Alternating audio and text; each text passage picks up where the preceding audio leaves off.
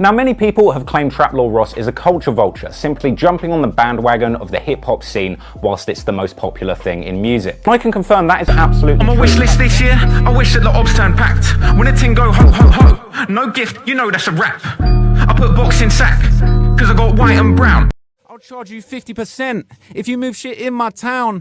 If you wanna come round with me, you know that I sell white and I sell brown. You know that I'm a kingpin, I'ma leave him rotten. I'ma fly out packs. Everybody know Big Trap Lord Ross come through and he'll charge you a tax. And you know that the coke ain't diet, and you know that the cane ain't candy. Gang done dropped off so many grams this year, man, I should've won a Grammy. I don't beef with them, man, just dead it. Get man down like Reddit. Wrap the brick and then sell it. Joy to the world, my op got bun. Trying to be something they're not. Like, my thing is, I never wanted to be something I'm not. Like, I definitely was idolizing rappers and running around Bognor probably in a tracksuit, thinking I was really cool. I treat all blocks like a gun range. 12-inch shank like Subway.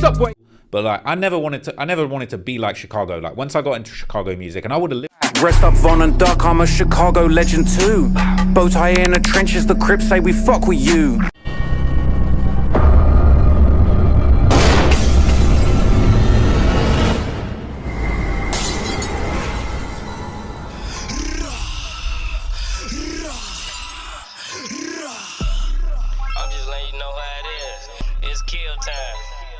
What's up, what it do? Drill Time TV checking in once again. Trap more gang. Look here, I don't want no smoking. Y'all know I love y'all to death, like a stepchild on my dead poodle. But the audacity of this Caucasity is very befuddling. I don't know if he mocking, glorifying the lifestyle, or is this some Weird Al Yankovic type of shit, cause I'm confused. He's talking about he's selling cocaine and the cocaine died and the cane ain't candy. He moving white and brown. Do your homework on white and brown. He talking about selling bricks and he boasting about he dropped off so many grams he could have won a Grammy. He'll front you and tax you. He's talking about he carries a 12-inch Rambo blade like a foot-long Subway sandwich. And if he poke you with it, the end of his knife go look like a strawberry shortcake. Oh my God! This a lot for one to process. I don't know, man. These confessions pretty serious considering the fact that Britain don't take poison in their communities lightly. See, over there, selling white and brown can lead to the maximum penalty of life imprisonment and an unlimited fine for selling to your own kind. But hey, man, they were saying trap was really trapping and there ain't no caps in this rap song. But hey, man, I'm just a messenger. Get mad at the guy destroying the community. Hey, Trap, I'm just a big fan, man.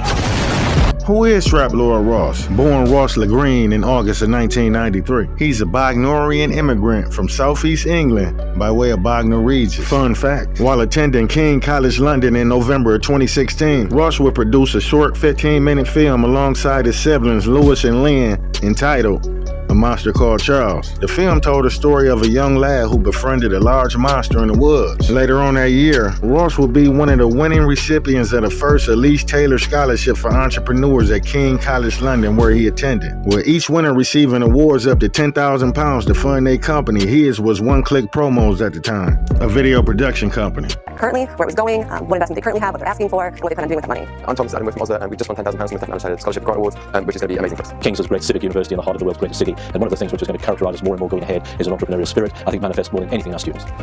And this was such a big deal in London that he was invited to the Queen's Garden Party, a party where the Queen welcomes 30,000 guests to spend a relaxed summer afternoon in the Garden of Buckingham or the Palace of Holyrood House. The event allowed the royal family to speak to people from different walks of life who have made a positive impact on their communities.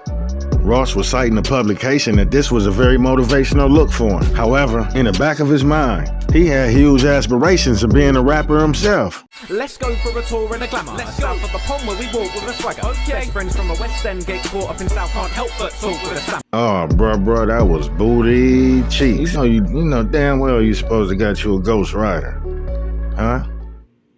AI wrote the lyrics for him? If you want to know about my gear, I'm using a Rode, I think this is an NT1 or an NTA or something. And the rhyming dictionary I'm using is Rhyme Brain. Let me show you how this thing works. Fire, higher, higher, sire, higher, shire, higher, wire, buyer, tire, fryer, liar, pyre. Honestly, making P has never been so easy. Back in school, you sell power. After Ross' big dreams of being the hugest rapper out of the seaside town of Bognor Regis failed, he would try his hand in plenty other things, like for instance vlogging with his best friend Freddie. That failed. Reaction videos that failed. Food videos that failed. Gaming videos that failed. Here's a video of him impersonating Barry G. 4 o'clock in the morning and is answering emails by 4:30. What a pussy. I'm up at 3 o'clock on the treadmill, on the phone, waking up my customer. I bet you can guess by now. Yep, that one failed too. Oh man, listen, man, I almost forgot too. He tried to be a comedian too, but the jokes weren't joking. It's painful to watch me here lick off some of these terrible gags. It's like watching one of my videos now, but worse. Working alongside a barrister, and barristers are the guys with the funny wigs that argue in court, okay? So it's really competitive to become a barrister, right? If you went to the University of Cambridge and did law, you got a shot at being a barrister. If you went to the University of Lancaster, you got a double shot at being a barista. Let that one breathe. I haven't managed to find a job, and that's none of your fucking business, mum. Going to the gym every single day. I don't work out. I just go to see if anyone's left any food in the lockers. But after several unsuccessful attempts to gain traction, he pivoted his focus on black street culture and monetizing pain as entertainment. These days you're known for hip-hop documentaries, but you didn't start out that way. Originally, you were a rapper. I tried it at rapping, man. Yeah, it's, a long time ago, man. I was trying to make it as a rapper. Yeah, for a little bit I was trying to rap, but it didn't really go anywhere, Vlad. They ain't trying to hear me rap. It was kind of a case that it was like I would have rappers and I'd have some wacky idea for a video. They wouldn't want to do it. So I'd be like, let me do that myself. Let me shoot that video for my own self. And I just wanted to be in the game. Like I wanted to be in the mix somehow, whether it was shooting music videos, rapping. I was trying to make beats for a bit, but I was trash, to be honest with you. So it wasn't going nowhere. But you know, eventually had a few maneuvers and ended up in this game. All right, you even tried stand-up comedy. I did, yeah. Man, you're doing your research, Vlad. I say, no, yeah, I ain't gonna call you the police, but you're definitely a good researcher. Right, you tried stand-up comedy, you would upload sketches and everything to YouTube, but none of that really took off. Yo, it's that Parkway shit, bitch, you get me? Parkway boys up in this bitch, you know what I'm saying? Pulling up with those muskets, baby. F the opposition, you get me? 1910 shit, pull up on the ops with a musket. Lean out the ride and bust it. You don't want beef with me, old chap. We're the Parkway boys and we're on the map. Skr, skr, that's a bloody large stick. Skr, skr, I'm bloody darn rich. Skr, skr, leave the op laying dead. Put him in a bloody large dick. Oh, Ross, see, I see what you tried to do right there. Who was Parkway Rose? Is that your alter ego? I know Vaughn from Parkway Garden O-Block, and you got the face tattooed on you with the skull head, and now you Parkway Rose of the UK. See, now you playing in our face. Bro, how are you a hip-hopologist if you tried every avenue to break into hip-hop, but you failed? Murderologist, maybe, because that ain't journalism. I'm beginning to see a pattern of behavior for you failed rappers that be coming on here and trying to destroy the ones that made it out. You the guy known on the internet that try to take a nigga down when you see him on top. I couldn't imagine a world where I'm judged by my worst moments ever. What about you? Bro, you just some dude from overseas that brag about selling white and brown. And since you make videos tying niggas to crime based off speculation, hey, it wouldn't be nobody to blame but yourself if somebody shared this and Prince Harry caught way into it. Cause only a fool will document his own crime on record and think he can get away with the shit. See, man, y'all gotta do too much for clout. First, y'all gotta confess about the drugs y'all done sold, the bodies y'all done count, then you gotta make a record about it and then post it on Instagram and then defend yourself in court. See, we can't just let this one slip through the cracks though. See, Trap, I'm a big fan. But I abide by the law, and it sounds like you breaking it. What? I don't know, man. I heard Trap was sending bricks out and he was a fool with that musket, so I'm confirming ain't no caps in his rap. So if we got any bricks in the building, rest in peace to the queen. But if y'all get a chance, please get Carol Stormer or King Charles III on the horn and let them know we established that paper trail in 2017, where he came up on 10,000 pounds. 13,330 in USD to be exact. I might be mistaken, but we sorta got intel that he possibly dumped it in the streets of Baton Rouge. And ever since then, he been rapping about selling birds of white and brown and shipping packages through the air. And we got all this criminating evidence documented in his rap transcripts. I don't know, it might be a long shot, but this might be something that the parliament possibly need to look into. Get your police ass out of here. Hey, but what do y'all think? Can singing and writing violent, incriminating song lyrics be used as evidence that a person has committed a crime? Over and over again in state courts across the country, prosecutors are trying to do just that. Run the streets, own the night. Got the bag, made the drop. The defendant clearly states his intent here, Your Honor. The question for courts included in a recent case in Iowa is whether this tactic risks convicting people not because of what they did or didn't, but because of how jurors react in their taste of music. But it's not all musical genres that got the attention of prosecutors. They not trying to prove that defendants at some point sang along or wrote country lyrics comparable to Johnny Cash, Folsom Prison Blues, where he wrote, "I shot a man in Reno just to watch him die." Or rock songs like Freddie Mercury lyrical confession that he just killed the man, put a gun up against his head and pulled the trigger and now he's dead. Or pop songs like Taylor Swift, Nobody No Crime, where she sings about murdering her friend's husband. Instead, in case after case, when prosecutors introduce music to evidence, it's rap music. And Cap Lord, he aware of all this. That's why the fans is fed up and calling him out for prioritizing sensational content with salacious details over accuracy by pinning mysterious murders on a certain demographic of people without verified police paperwork or FOIA information to support his claims. And he presenting these theories as facts based on Reddit comments, song lyrics, and fan fiction through the process of media framing. Media framing is a process by which news organizations and other communicators select and emphasize certain aspects of a story while downplaying others, thereby influencing how audience perceive and interpret events or issues. It's a powerful tool that shapes public opinion and discourse by providing a specific context or frame for the information presented. From my observation,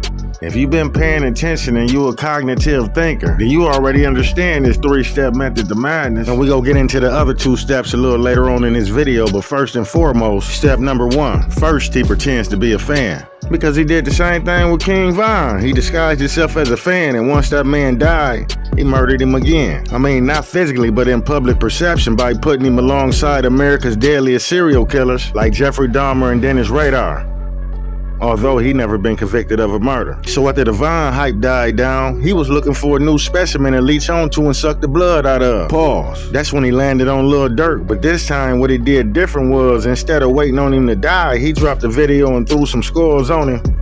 Why, he was still alive. I guess Durk wasn't dying quick enough for him, so he turned it up a notch and said fuck it, and started uploading a barrage of videos connecting Durk to murders left and right. Meanwhile, Durk fighting an active case facing a death penalty. And no matter how you look at that, that's nasty work. Trap don't know if he want to be a fan or a op. In an interview on a UK podcast, shout out to RTM Records, they was asking an important question that you're not going to hear on your everyday podcast. Like, for example, why would he speak on an open case? And what is his boundaries, if any? And I have to admit, his answers was rather shocking. It's the reason why some people have certain opinions, yeah? Me personally, like I said, I ain't watched a lot of your stuff, I watched 2-3 things, and I can tell, I'm not gonna ask you if you do, because I can tell, you kind of rate the bad boys, innit? Do you get what I'm gonna say to you, Because, no, you do, because in certain comments you make, I'll refer to like the Central C and Diggity thing. He was like, yeah, he's a real menace in this place, and he's, you could tell by what you're saying and rare, right? Yeah? This is where I think some of the comments come from with like infatuation and all of that, to make you rare, right?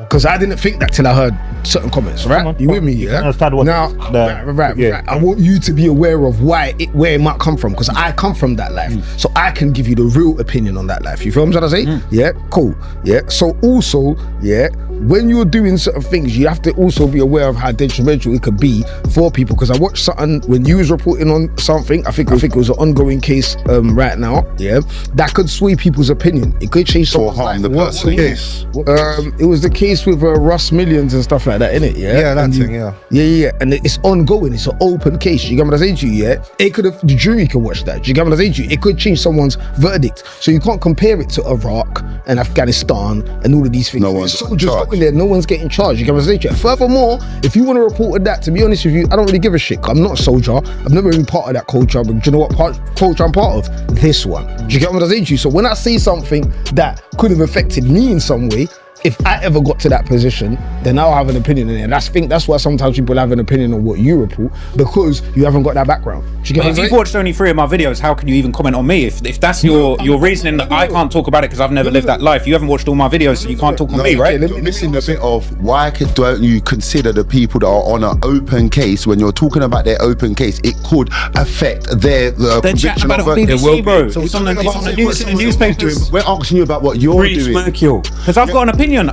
It's free speech. We're asking you, why don't you have any consideration if someone's got an open case? If you're do the documentary after the case, that's not my honestly, that's not my problem, bro. This man just said it ain't his problem if it's an open case, and he ain't responsible if the jury happen to catch wind of this campaign of misinformation that he blasting a million of households right before the trial. And he right, y'all. It ain't his problem. Matter of fact, he probably see it as a solution. The solution to poverty. I guess that's why he's strategically planning to drop that many murders of Lil Durk, which was a compilation of all his Durk videos exactly 2 weeks before his bond hearing. They told me in that Capitol he threw 6 more bodies out there for the feds to bite on. And what the feds have in their next motion? 6 more bodies? Leading up to the $1 million question. Is your boy really making these videos because he truly a fan? Or is he making these videos in desperate hopes of reaching the attention of the feds? Let me know what y'all think in the comments. Oh, there's new paperwork on Durk, and they're claiming there's like 6 new hits that they're trying to put on him. Seems a little far-fetched. See, for me, because I'm such a Durkologist, and I've been following this stuff for so long, I've been thinking that there's 6 murders that Durk might have something to do with. A total of 6 additional. In addition to the hit that killed Savia Robinson, there were 6 additional hits that Durk put out. It doesn't say exactly who they were on, whether they were all at Quando Rondo, whether they were all different people. I could probably conjure up six different scenarios where stuff like this has gone down, and you know, it's possible that the feds are going to try and connect that to Durk. I could probably conjure up six different scenarios where stuff like this has gone down, and you know, it's possible that the feds are going to try and connect that to Durk. Trap Lord Ross, are you some kind of fed, snitch, ass, phony? And the truth is, ladies and gentlemen,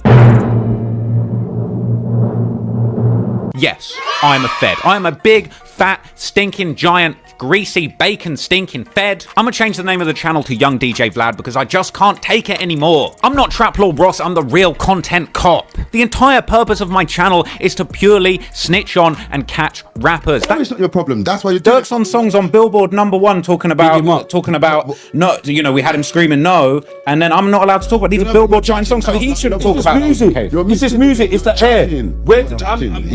We're saying we shoot people and all that, but we ain't really shot no one. Do you understand? So you can say it on music, but we can't talk about it. Yeah, you know what I'm saying? It's just, you know what I mean? And talk about something I've done, yeah? And you might be Free Smirky. Smirky's just saying that in his tracks. Because because Smirk needs to come home now, because he's trying to get Smirk a big sentence. I'm saying all these things. No, but he keep talking about his sentence, bro. He's talking about his lyrics and all that. Forget his lyrics. They're entertainment purposes. Stop filming.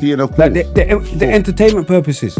Like, it's not though. It's not. He's talking about very specific things that happened and snitching on himself, bro. He's just lyric. He's done that. I feel like you guys are in a different time. implicating the guy and saying names. It's media now. Even like it. What I'm saying, yeah, I could quote something in my music, yeah. I could quote something in my music and talk about something that I've actually done, yeah.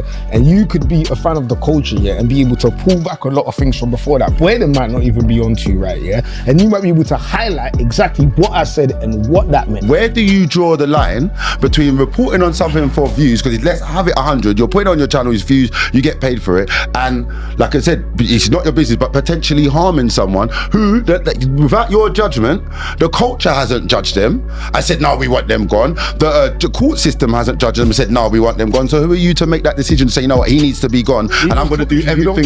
Stop. What about the people getting killed though? Stop do that. Yeah. So, like, at the end of the day, you're doing something that could potentially harm someone and potentially harm a community of people that you are a guest in. So how can he harm a community of people that he a guest in? Let's see. Ross said, what about the people getting killed like he gave a fuck? What about them? Ain't they gang members in a gang war? If so, they know what they signed up for, and we usually let the police deal with them. Even if no arrests are made after you just tried to accuse YB of murder for hire and placing 19 random bodies on him based off of one rap lyric. You would never know how the family of them 19 victims perceived this information, because now all you did was open up old wounds on the verge of healing.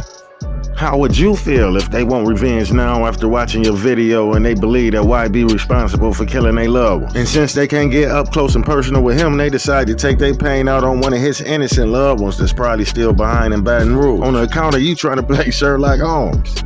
So So I felt my guy, he basically was saying, just be mindful of the rhetoric he's spewing on them folks over there. Because don't let him fool you. Ross is very mindful of the incriminating information he putting out on them individuals over there in the UK. He not placing random bodies on people based off Reddit comments from suburban kids on anonymous accounts that never been to the inner city. He would never. Over there in his country, he take the time out to make sure all the information is fact checked by mainstream media and verified sources. So, what's up with that?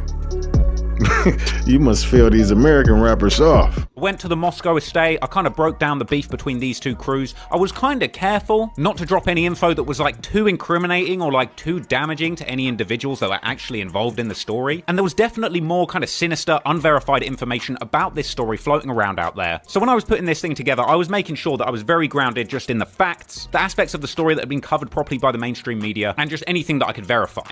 Bro, let's have it 100. If you're killing people and doing murders for hire, you're hurting the community way more than me chatting about it. You're still avoiding the question. But I don't draw the line. No, right. That's the answer to your question. I don't draw the line. No, right. That's the answer to your question. Damn, your boy Ross out here talking tough. You hearing me? Said, I don't draw the line. Fuck the line, meaning it ain't no boundaries. I respect it. He giving it to him real over there. He said it ain't my problem if you go to jail for life or get the death penalty, and I don't draw the line. Fuck the line. So please keep the same energy when you out in public with your subjects, and you can't backpedal talking about you a fan, and it's coming from a respectful place when you just showed everybody your hand. Bro, like, I'm a fan, bro, at the end of the day. I'm a fan, innit? Like, I'm coming from a place. You doing shit that's locked up, bro. This our life you dealing with. Bro, like, all this stuff. Now, what about you up? Committing an assault, and I'm probably going to tell. Because I'm part of that life, but might send you bed. He knows that, and I'm hoping they go to jail for life for that. Honestly, the wrong person. I'm saying look out, and we got to say, what about the justice for Quando Rondo's cousin, who was not part of the beef that got killed?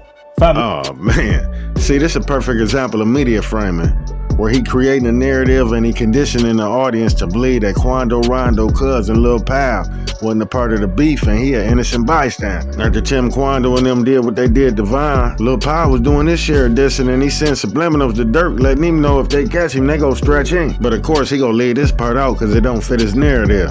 The fans even finding it cringe that he fake taking sides in these gang wars.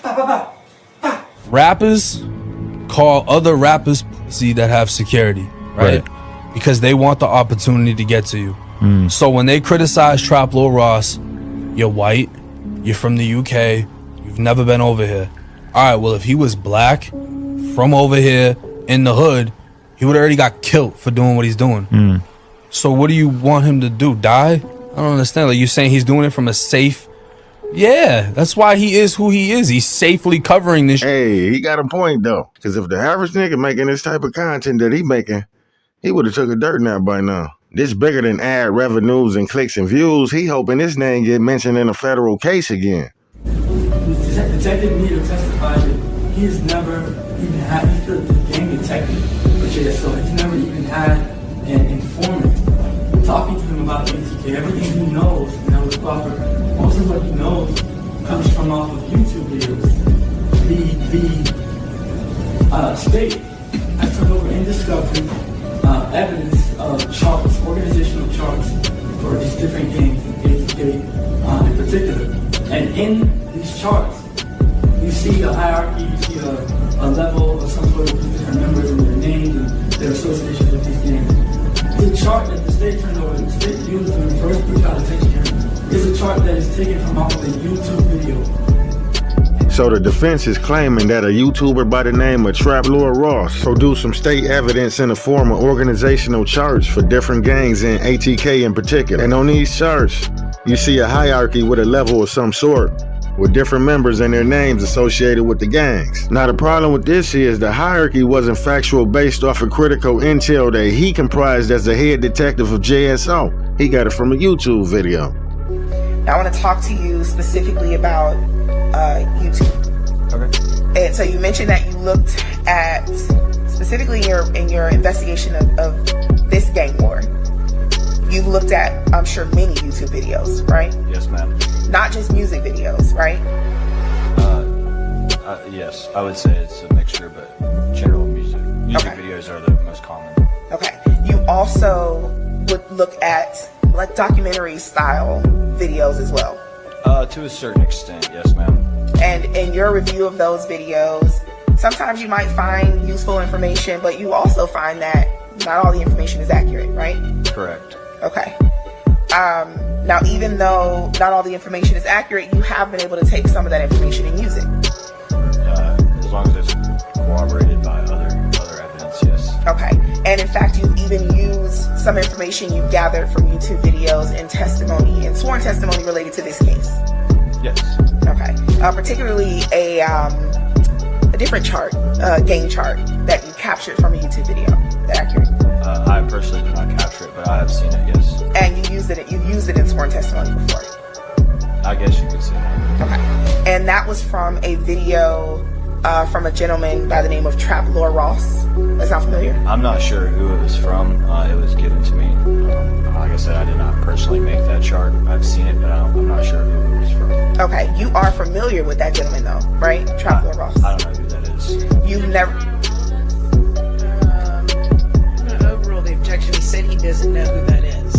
For all the fans that didn't believe that the feds or the law enforcement in general didn't be using YouTube videos and comments people making on Reddit and social media, hey, that's a reality check and goes to show that you are completely wrong. Given the fact that the gang detective assigned to ATK was fairly new to the department and haven't gathered any intel on the alleged participants, that was one hell of a alley-oop. The detective didn't even have to jump for that one. He slammed that motherfucker standing on his feet. Oh yeah, I ain't gonna lie, they be doing some self-snitching on themselves in these music videos and by the shit that they be posting on social media. And that's where the blogs come in, because basically we only reposting what y'all posting. And that's about as far as it go. But to go as far as finding gang member mug shots and cramming them together for some sort of police lineup to catch the attention of the right individuals, no, I ain't never seen that done in YouTube history. And the detective tried to protect his source by saying he didn't know who this YouTuber was because he knew he was playing a dangerous game. As a generality, if someone gave information on a gang member, could that be dangerous to their lives? I would agree to that. All right.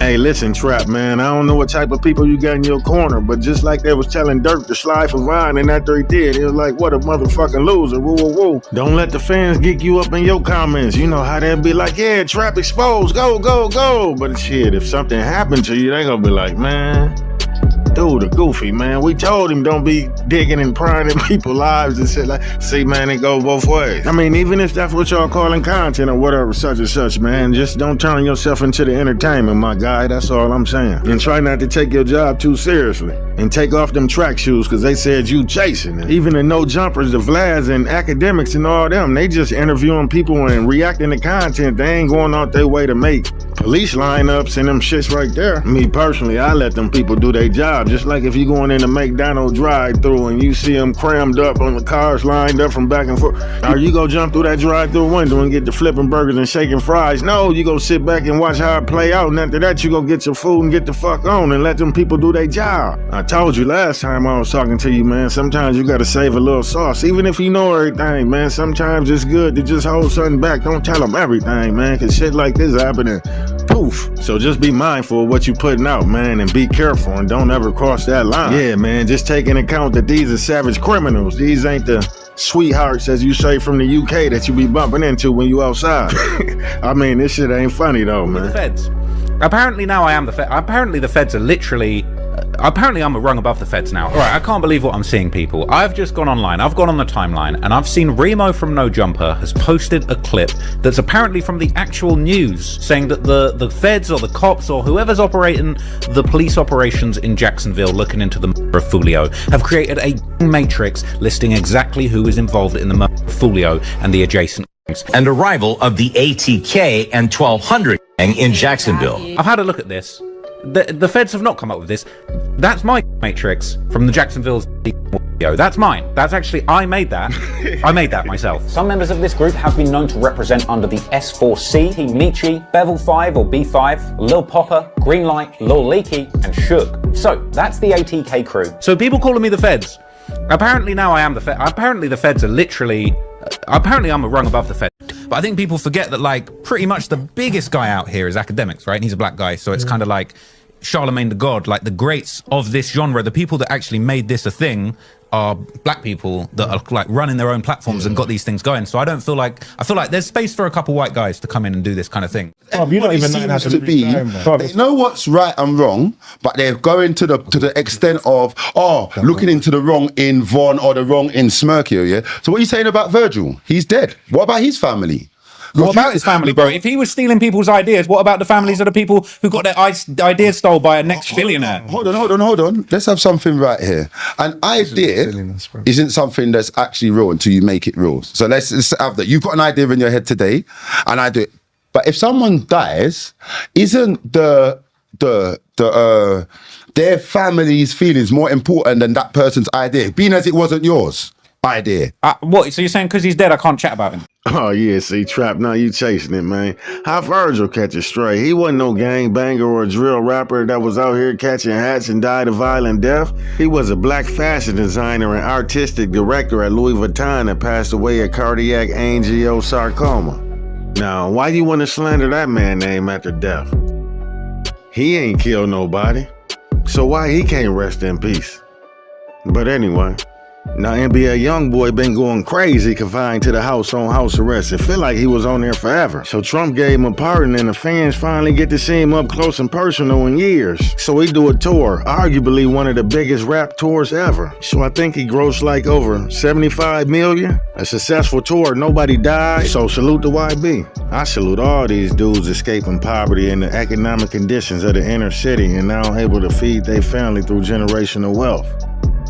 I guess some people will never understand unless they came from that environment, knowing all the obstacles set in place to prevent upward mobility. And this guy from a seaside resort in England, he told us Bognor Regis was a racist town with a 1.3% black population, so what could you expect? First time he probably seen a black person was when he flew out the no jumper and sat next to, what's your boy name?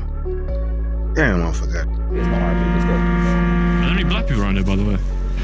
Black people. There is, yeah, but Bognor's like 95% white. Even though it wasn't the worst. It's true. It's not very diverse. I've never claimed, I know some people, obviously, because of what I do, they come at me for certain angles, but like, look, I'm not gonna cap, I'm not gonna bat, not really that many black people in Bognor Regis, and it is what it is. You know what I'm saying? There's plenty of racist people in Bognor Regis. I'm not one of them. So I first opened a YouTube channel to drop my own rap videos, right? They weren't really going anywhere, but that channel was there. And I don't know if you've ever seen a channel called H3 Productions, American guy. No. He used to do these very funny like comedy reactions back in the day. Like people would do, like he would. A world full of violent black thugs. Innocent white people are being victimized and attacked. That's right, because if you try to steal their money, you will be attacked by these violent criminals. Stop! The brake! Stop! This poor white man innocently helping himself to gasoline. It's just a prank, bro. It's a prank! It's a prank! It's a prank! What happens if you try to steal from a white man? Can you put extra mayonnaise on that? I'd love that. Thank you so much. Hey, excuse me, sir. That phone belongs to me. Excuse me, I just wanted to check the time. May I have my phone back? Absolutely, thanks. Thanks a lot, buddy. Is it great being white? Perfect utopian society. And black people wonder why racism is still alive and well. But hey, it's not about race, right? This is pranks that incidentally happen for no apparent reason in the hood. Not to target black people specifically, but it just so happens that everyone we do prank is black in the hood. Wow. So I watched that and I was like, oh, that's sick. Like, let me try and do that. So I used to do videos where I'd like, you know, around Christmas time, you get like the John Lewis advert or whatever, like all these adverts going viral. I used to like react to adverts, like crack jokes on them and shit. And then like, then it's like I slowly started mixing in the hip hop stuff. Like I would do like Skepta would drop a new video and then I would do like a reaction to it. I remember actually one of the first rap ones, didn't really go off, but Skepta dropped some song, I think it was called like Hypocrisy. I remember. Wait, I got a quick question, Trap. What is you doing with all this formal education and you still can't read or wrong? I seen this segue coming from a mile away. See, that's where the interaction part come into play. Some things you gotta be there to experience it just to understand. You can't learn everything about people online. Hey, check it out. Look, bro, them like, we ain't trying to understand your YouTube journey. We need to understand your journey in general. Shout out RTM Podcast. I remember doing a reaction to the video to that. It was like the first thing I've done that was like a rap reaction. Again, no one watched it, but it was just shit I was interested in reacting to. Huh? Was Freddie black? Nah. Oh. Did you have black mates? When I was in school, there's basically no black people about. There's no black kids in my school. Am I going mad? It's peak. No blacks at all. No. But it's like, I grew up looking up to rappers, like, again, pause, but like, I grew up with a picture of 50 Cent on my wall. Like, so it's like, not like, there just weren't any black people in Bognor, realistically, like, that I knew of. Not one. In my school, there was not one. Do you think that No, but that then was, again, Bognor Regis, there wouldn't be though. do you think that that was a part of why you were so curious about like rappers and stuff, because you never was around anybody like that? That's a really good question. Now let's get back to his 3-step method of madness. First, he pretends to be a fan, as we've seen previously. Now his first step is pretending to be a fan. Now the second step is the criminalization process. No matter if you ever got charged with a body or not, guess what? He go pin it on you and leave your fate to be decided in the court of public opinion if the feds don't pick it up first. And step 3 is the dehumanization process. Because once someone is criminalized, society often strip away their humanity in public perception because they often seem less deserving of dignity. We most recently seen this methodology used on NBA Youngboy. Well, first he was his biggest fan. Afterwards, he criminalized him by throwing 19 bodies on him with no evidence. And last but not least, he made an attempt to dehumanize him. A lot of these people would not have died if YB's music career had not taken place. And that just is what it is, man. And if YB wasn't rapping, if he wasn't this famous rapper, a lot of things wouldn't happen. A lot of people would still be alive today. And maybe completely different things would have been going on and different people would have lost their lives for different reasons. You know, 2 people died at the Pooh Shiesty Club shooting. Because if they did, you would not be seeing Pooh Shiesty again on these streets. And frankly, that would be a good thing. Like, bro, we're going to have to get Dirk off the streets. We're going to have to get him off the streets because he's a danger, allegedly, to the community. And no offense to anybody, Youngboy is still my favorite rapper. I got a signed copy of AI Youngboy 2 on the wall right there. You know what I'm saying? I'm a genuine fan. Bro, knock it off. But in Trap Lord defense, he's saying his main part of his life story was when he attached his name to King Von. Because before he called him a serial killer, he was just the average immigrant making content on the black plight. But afterwards, he was upper echelons in his own words, clouded up. It gave him a rush. People looked at him different, and he was no longer invisible. That Von video would go on and do 16 million views, and not only did it usher him into financial freedom, he said it changed his life. So he went out and got a King Von tat with 7 score heads surrounding him, but not out of glorification. Rossfield, because he read through all Von tweets, now he embodied him and he's a part of his story. We say that we're not under glorification of these people, etc., because they're doing bad things, etc. Yeah. However, on that tattoo, we've got 7 bodies with it. Is it 7? Is it 7? 7. Let me see. I would never try if someone bodies them up. So what I'm saying, people are gonna have to count on their own. Cool. Even if it's not 7, yeah. The fact is, it's 7. It's 7. Exactly, it's 7. Of course, it's 7. So, so you're saying he got 7 bodies. You've put the picture of King Von and the 7 bodies around him. That's kind of glorification, bro, man. It is, man. So the thing is, right? I feel like the thing with the King Von tattoo, bro, there's a lot to it. This is me. King Von changed my life, basically, and it is what it is, bro. It's not about that's there because I love Von and I love the bodies he caught. Like, Von changed my life. Even when Von was alive and I was doing videos about him, I didn't speak to Von directly, but like there was a situation where I'd made a first video about him and they were trying to take the channel down. I've had so many ups and downs with Von, and I'm a massive fan of his music. Like, it's just, when I got the tattoo done, I sat there and listened to all of his music. Like, I listened to the whole catalogue while I was getting the tattoo done. Give a round of applause for Dick Eaton. I listen to Von every day. I got so many Von songs on the playlist. I did a documentary about Von having 7 bodies that got 10 million views. It changed my life. So I wanted to get the tat. Why the bodies though? Like, you could have just got because Von. It's part of the story though. That's the thing, it's part of the story. There's bare parts of his story, man. Yeah, but that's the main let's part. That is the main part. That is the main part. Cool, I'm not glorifying it, but it's like, it's part of my story. The fact that I basically did the video trying to explore whether he got the 7 bodies. It's a tattoo. It's not just about me. It's not just about Von. It's about me. The tattoo is kind of about me, my relationship with Von, the idea that like this was something that changed my life and I wanted to get a tattoo. So I had a really shit tattoo before. It was, and I got it covered over, and then I went back and forth with a tattoo artist about different things that meant a lot to me, and he basically gassed me up and was like, bro, what about King Von? Get a King Von tattoo. And I was just like, bro, let's do it. But it's not trying to disrespect. You know, people were saying, oh, you got to get FBG Duck on the other leg now, or something like that. But if you never resonated with him like that, you don't have to. I mean, Youngboy resonates with me a lot, so I consider getting a Youngboy tat. Oh, okay, I get it. So he wanted Youngboy to change his life again, like King Von did with these 19 murders he just put on him casually, but it didn't work. But Ross been chasing that formula ever since and been trying to duplicate the success of the rap serial killer documentary sitting at 16 million views, where he pinned a bunch of unsolved murders on Vine based on a string of Twitter tweets. Now, 19 bodies is the most murders he done pinned on one person at one time. What, he put 7 on Vine in that documentary? Now, with YB current success, Ross was hoping this was the documentary to do so and surpass it all and take him over the stars and do 1 million in a day. And unfortunately, that didn't happen. I mean, 600K, that's a bag, but it ain't 16 million. I don't think he gonna be getting no YB tat anytime soon. Y'all let me know in the comments. Y'all think he's still getting that YB tattoo after he couldn't hit a huge lick on it? But I kind of got that. I needed to fix the bad tattoo that I had before. But it's not trying to be disrespectful, but the King Von and the 7 bodies, that is a part of my story. Yeah, so that's why I wanted to get it. Really no disrespect. But when I got it, I did know that it would get people talking. When you say change your life, obviously I know it's your biggest one. Like, in what sense? Because you was already quite successful. Because it took, you know what it was?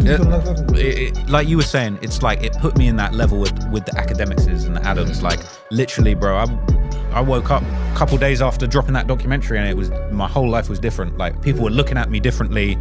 You know, it came with good and bad. People were hating, people were saying they liked it, like a lot of people, but they put me in that echelon. It was that thing with Von, this moment, the research. Because it's not, the 7 bodies aren't there because I think it's lit that you got 7 bodies. It's that those Ross don't even believe half the shit he be saying. He don't care if the info true or false. He just trying to tell his audience what they want to hear. Those 7 skulls, that's what I was looking into. That's where I added the most value. That's where I actually told people what they wanted to hear. Now this is where it get interesting and the reason why people calling this work propaganda over journalism. Now I know y'all heard the saying before. How I go?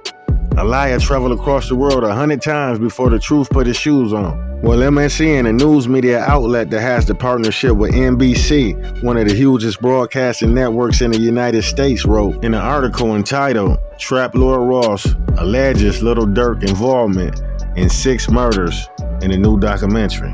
And this is very important because now these opinions is making it off of YouTube and into the mind of others that's not gonna fact check this information and take it as law. Let me just read some of this for y'all because it's very misleading, and if I ain't know no better, I would think, yeah, that nigga did it. Just alone based off the way that the article was worded. Trap Lord Ross, who is he and what is his documentary about? Here we go. Trap Lord Ross is a prominent figure on YouTube, known for his in-depth documentaries on rap culture. He also covered criminal ties and unsolved mysteries surrounding some of hip-hop's most controversial figures. Ross built a reputation for investigating the intersection between hip-hop and crime, often exploring the backstories of infamous rappers and their connection to gang violence and murder. His latest project, The Many Murders of Lil Durk, focused on the rise and recent fall of Lil Durk. However, the documentary makes the disturbing claim that he's allegedly connected to multiple murders, specifically 6. Ross's documentary includes controversial revelations and interviews with industry insiders. Wait, we gonna stop him right there and you can correct me if I'm wrong, but interviewing industry insiders? Ross don't know 90% of the people he doing documentaries on, and he damn sure didn't get in contact with nobody from the trenches. When did Ross start interviewing industry insiders for the documentaries? I ain't seen the documentary, but y'all let me know in the comments.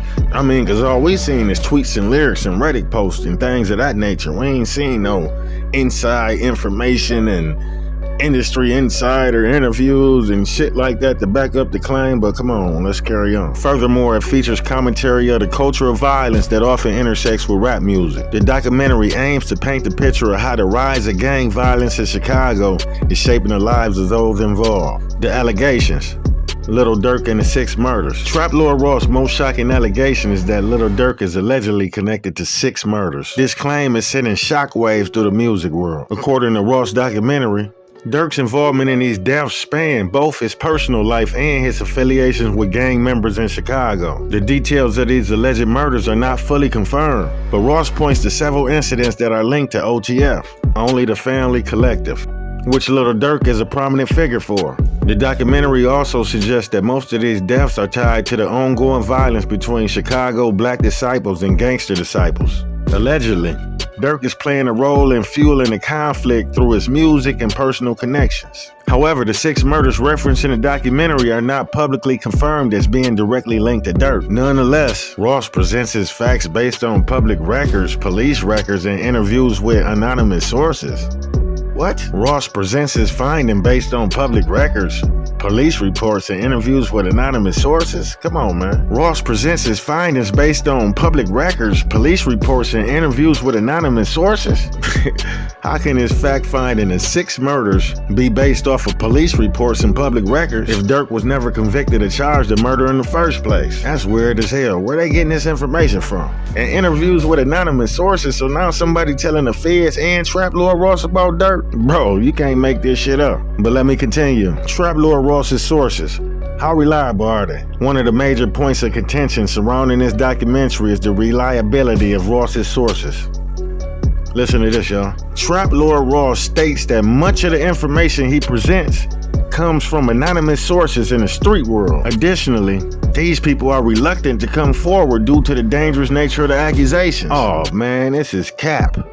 The only anonymous sources he got is them Reddit comments he be reading. Fuck you talking about? Hey, but y'all go off though. Let me continue. While these sources may have inside knowledge of the events in question, it's difficult to verify the accuracy of such claims. Furthermore, public records and court cases are cited as indirect evidence. Additionally, many of the people interviewed in this documentary choose to remain anonymous.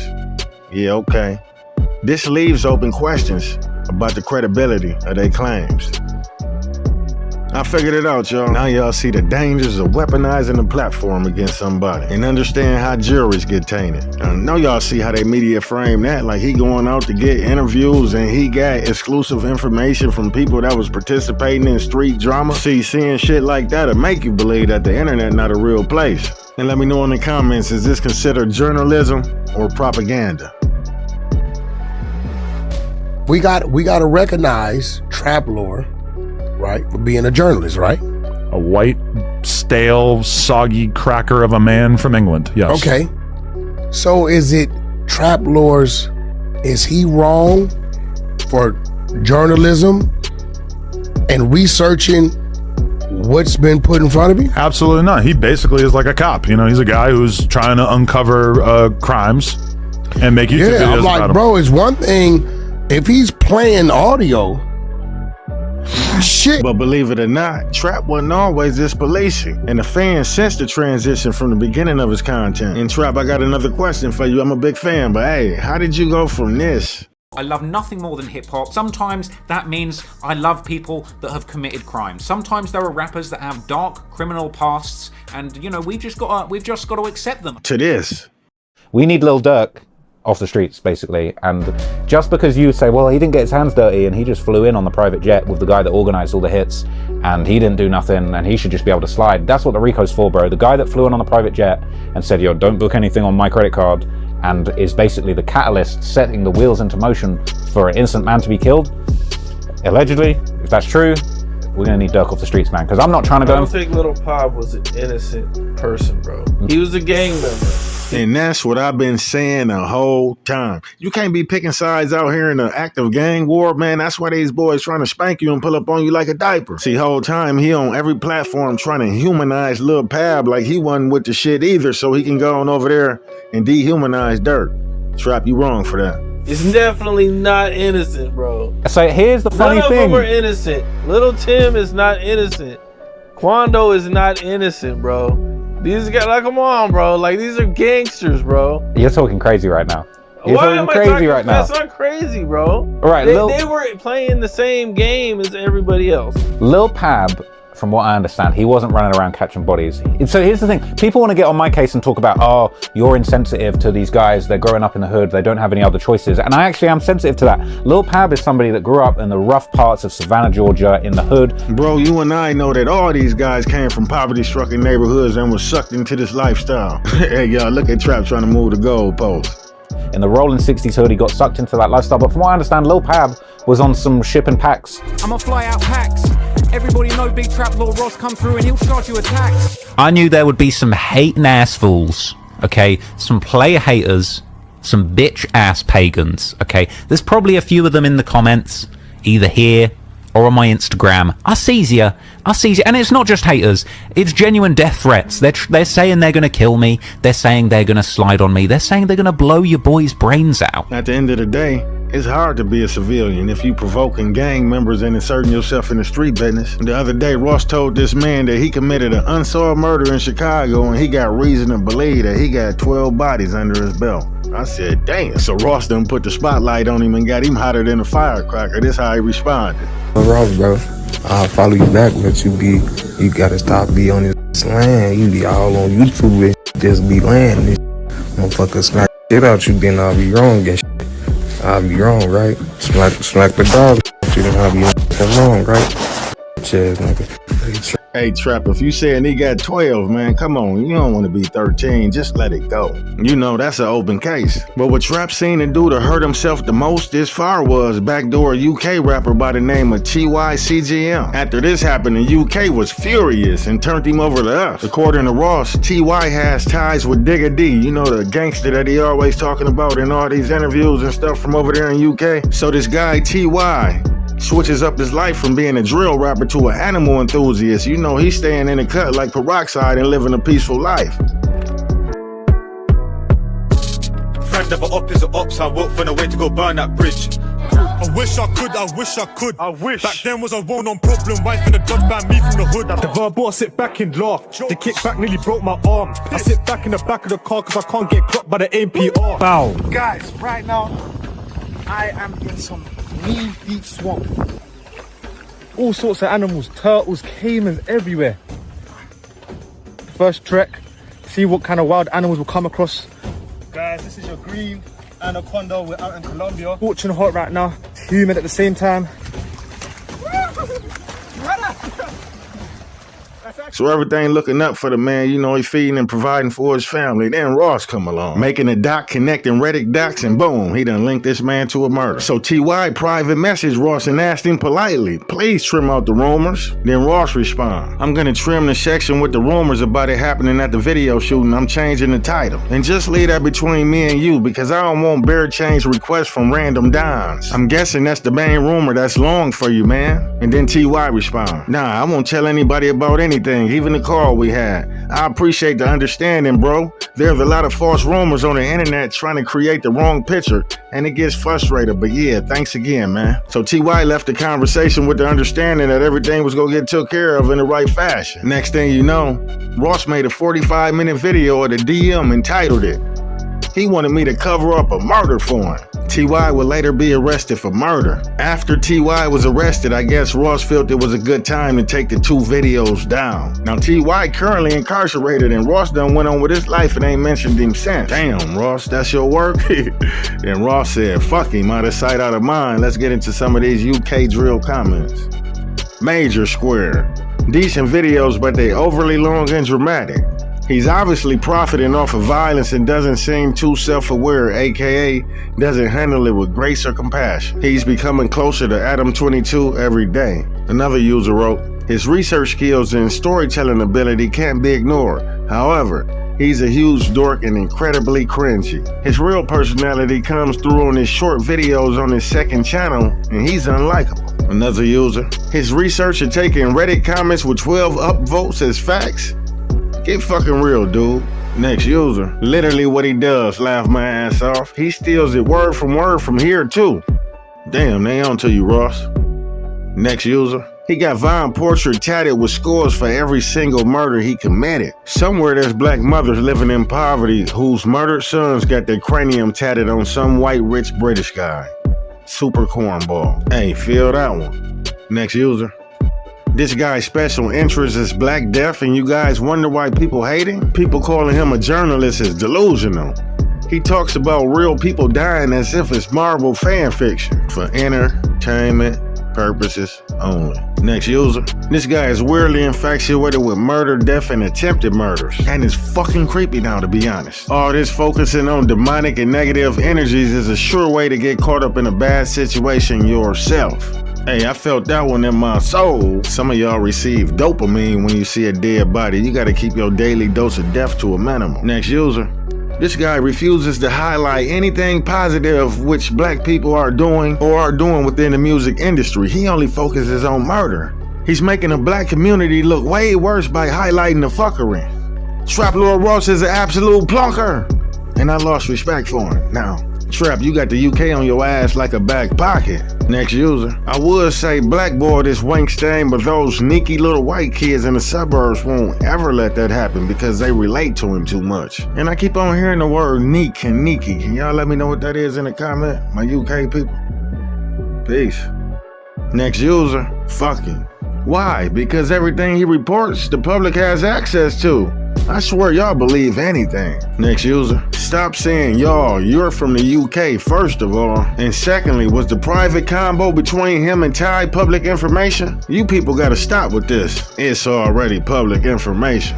Even if it is, it doesn't mean you have to rub salt in the wound and make a 45-minute documentary alleging guilt on a man that haven't even been convicted by the courts yet. A man has been found guilty on YouTube before he even got a chance to stand a fair trial. That's fuckery. Yeah, you're right, bro. A private DM is definitely not public. Trap, what do you get for doing shit like this? Is somebody sending you a bonus? Next user. People that are against Trap Lord Ross are the reason that the Afro community will never thrive. So what you're saying is, it's better that he don't make it public and just let young men and kids kill, shoot, and stab each other? The people claiming he an informant, you know what? I give you the benefit of the doubt. What if he is an informant? You really think the police don't know 80% of this? Or are you guys so into your alpha role man male image that every cop in your eyes is stupid and a pig? I swear the being protective and glazing the gang culture must stop. Somebody robbed somebody of their life. And some people on here talking about too federal, no hate to Ty, love his verse on It Was Us. But if you are a killer, yeah, I can vibe to your music, but you are still a bad person and you should go to jail. Next user. What does the Afro community thrive and have to do with Trap Lord Ross? Are you okay, mate? The reason people don't like Trap Lord Ross is because he thinks he's a good journalist and he's not. The majority of his videos is speculation presented as facts to the gullible. Oh wait, and information from Reddit as his source, all while he profits from it. It's not just him. It's a bunch of fake journalists out there, but he one of the ones that put his face out there so he can't duck it. You're saying the police know 80% of this information already, but his videos is 80% false. Even on the latest example, T.Y. asked him to leave shit out of the video and he agreed to it. Just to backtrack and drop a video indicating T.Y. is guilty because of the very same DM he received is distasteful. Always said if he stuck to using court documents, police records to make his videos, no one will have anything to say. Him using lyrics, Reddit posts, and social media in general to falsely pin murders on people while profiting? That's nasty work. Great debate. Shout out to UK Drill. Hey, Trap, you might have to beef up your security, gang. It looked like you messing up your face card in 2 different countries. Complex Magazine will write up an article featuring Ross entitled, As a Guest in Black Music Culture, Trap Lord Ross Must Do Better. Written by Joseph Patterson, it says, I said some things on Twitter recently that hit the blogs and I feel I need to expand on it. Trap Lord Ross, the rap superfan turned content creator from the English seaside town of Bognor Regis, needs to seriously reconsider how he cover UK rap because his current reporting is doing more damage than good. As I wrote in my August column on UK rap media New Wave, what Trap Lord Ross is doing now is not journalism, despite always calling himself a journalist. By definition, a journalist's role is to ensure stories include multiple viewpoints and that facts are always present. However, Ross has repeatedly missed this mark, making it impossible for me or anyone else committed to journalistic integrity to take his work seriously. I doubt he even cares. Trap Lord Ross is evidently a hip-hop nerd, one who managed to catch a break with his obsession with the darker side of rap. The tragic cycle of violence and killing sparked by beef that often begins on wax through This and the Dead. Documenting black pain in this way is something I would never want to do myself. Firstly, as a black man that understands that side of the coin. And secondly, as someone who prefers greatness over negativity. JP will go on to say, if I'm being honest though, I'm not concerned with what he does with American rap. That's not really my lane, and I'm sure they'll have they say when it's time. But when it comes to UK rap and culture, I feel I'm obligated to speak when I see things that are harmful to the scene. But who are you? JP, I had a few of these comments thrown at me off the back of my rant, so let me quickly answer that. My name is Joseph JP Patterson, and I have been documenting Black British music for over 20 years. I started out as a club night promoter, working with everyone from gigs to Skelter early on, before settling in the field of music journalism as a writer, critic, and editor. So I think I earned the right to call out foulness when I see it. And I feel that Trap Lord Ross' recent content has been just that. Foul. Him making a 4-hour-long video putting into question Central C's gangster was a bit weird. Why? Because were you around him to know that he didn't spend nights in the trap? And that he didn't wake up with spots on his face from germs? Going off your own perceived notion and ops hearsay is once again not journalism. So I'm guessing he put out one of them fake killer real gangster pieces like he did on YB to Central C's over there in the UK and said that he was a fake gangster, son. But let's continue. But the cinch thing isn't even my issue here. It's about Trap Lord Ross sitting on live stream with 6ix9ine, branded hip-hop biggest snitch, while laughing about guns and knives with a picture of Lowski in the background, knowing full and well he got a case in motion right now. It's about Trap Lord Ross being adamant that that body, the chart-topping UK drill song by T.N. Wayne and Co., is about killing people, when in fact it's about getting lit with some baddies. It's about Trap Lord Ross' constant need to bring up Digger D as a big bad gangster from West London when the rapper just came home from prison and has another go at this positive life thing. I'm not here to excuse any rapper's behavior, but what Ross is doing, maybe unknowingly, is almost taunting them back in the life of badness by having these negative headlines constantly attached to their name. Documenting Black British music should always be handled with care because it deserves that much. Myself and others have spent many years lifting up the culture to a point where it's taken seriously in spaces that never wanted to accept us, but now they had no other choice but to. This work isn't about to be undone by a guest of the culture who clearly doesn't care about the literal blood, sweat, and tears that it had taken us to get here. I can't stop no one from doing what they want on their own platform, but even if Trap Lord Ross was to review or discuss music of these rappers critically, instead of making light of their dark situations, it would be a major improvement. Damn, they done booted Trap out the UK too. Pretty soon he gonna be staying in a city near you. Whether you agree with Trap Lord Ross or think he crossed the line, one thing is clear. His videos force conversations that most people are afraid to touch. He's poking at the most dangerous corners of hip-hop, and the reaction shows through the threats, the backlash, the debates, and they only getting louder. Trap Lord Ross sits in a strange place between journalism, entertainment, and controversy. And depending on who you ask, he either exposing the truth or poking the wrong beehives. I gathered everything I could in 60 minutes to bring you the clearest picture possible. And I hope it helps you understand the situation from every angle, but the bigger questions don't have easy answers. But this isn't about me or Trap Lord Ross. It's about how you interpret the story. So let me know down below, is he exposing the truth or crossing the line? I'm gonna end this one off with the homie Lil Bill. Shout out to him and everyone on the panel. Hit the like, hit the subscribe, stay locked in, because over here we break down stories everybody else afraid to touch. Drill Chain TV, I'm out. I'm gonna wrap this up by using the white man for reference, because nothing I say in this video is really going to matter unless one of them co-signs it. But either Professor Sky or Fantano made a point about Trap Lord in one of Foreign Man's videos, and I'm glad that they did, because if a white man can clock it, then the rest of y'all niggas really ain't got no excuse. Trap Lord Ross specifically I find very interesting. There isn't like a way that a normal average guy from a small seaside town in England should want to do that. And then he shot him. He was 16 years old and he was 15 years old, and he bled out on this. The ability to tap into our reptilian desire to dehumanize anybody is what he trades on, but it's also the societal desire to dehumanize Black men that he's also tapping into, and I don't think he takes responsibility for it. When you watch a Trap Lord Ross video, there is, for lack of better phrasing, an exhilaration that he gets talking about Black pain, Black trauma, Black death even. An exhilaration that's always been there, if you ask me. You're making a decision to invest in the production of images of Black pain and dysfunction. And you could pull up a slew of arbitrary rules and excuses of why that's okay in your book and in the book of clearly hundreds of thousands, millions of people. Cool. I still hope somebody I still hope you get shot in the streets doing this one day. You know what I'm saying? Trap Lord's fascination with black art was never necessarily with the art itself, if you ask me, but the trauma that informs it. And you can see that the bigger his audience became, the more unrepentant he became about that part of his fascination. You know, the whole power only makes you more of what you already are and whatnot. Again, he basically said this himself in a failed attempt to defend his BS. I mean, you might laugh because I'm a white liberal who's going to say this, but like, Black Lives Matter.